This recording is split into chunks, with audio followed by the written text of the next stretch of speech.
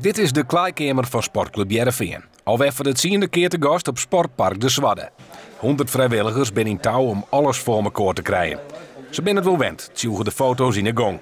Want het organiseren van topwedstrijden is voor het dik 400 leden tellende VV Boetenpost uitgroeid naar een traditie. Begon in 1984 doet Joodijstig voorzitter Paulo Leijven ervoor zorgen dat Ajax op beziet kwam. Ik ben 21, denk ik, 22, 23. En ik zei van ja, ik wil dat gewoon wel. En nou goed, dan mocht het wel, maar dan moest ik een aanstelling hebben van bedrijven. Maar ze ben erin te rapen en toen achteraf verdienden we 25.000 euro en toen werd het klaar. En toen houden we elke keer wedding. Want je hebt hier eigenlijk helemaal geen tol van heel €1000. Nee, we hebben geen aanstelling. Nee, niks. We hebben geen aanstelling. Ajax, met onder andere een nog jonge Ronald Koeman, Marco van Basten en Frank Rijkaard, wakker je het voetbalvirus bij de Blauwkes aan. Het is toch bijzonder als je dan die mensen voetballen hebben. Later werden ze Europees kampioen.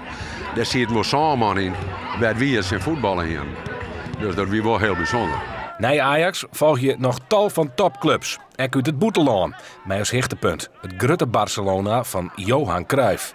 Ja, Dohe scoort in Barcelona. Er zijn net een heel soort mensen die dat zeker kennen. Nee, ik denk dat ik hier in omkregen naar de haast eerste ben. Ja, via de linkerpeel kwam er voor de voeten van mij. En ja, ik kom eigenlijk het mis, maar ja, je zit erin.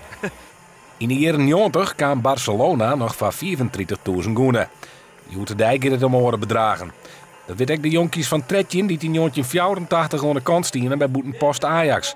En nu in de organisatie zitten. Ja, je moet ook weer realistisch blijven. We hadden ook wel zijn van een Duitse ploeg, zo ook wel leuk was. Een Schalke 04, HSV, noem maar op.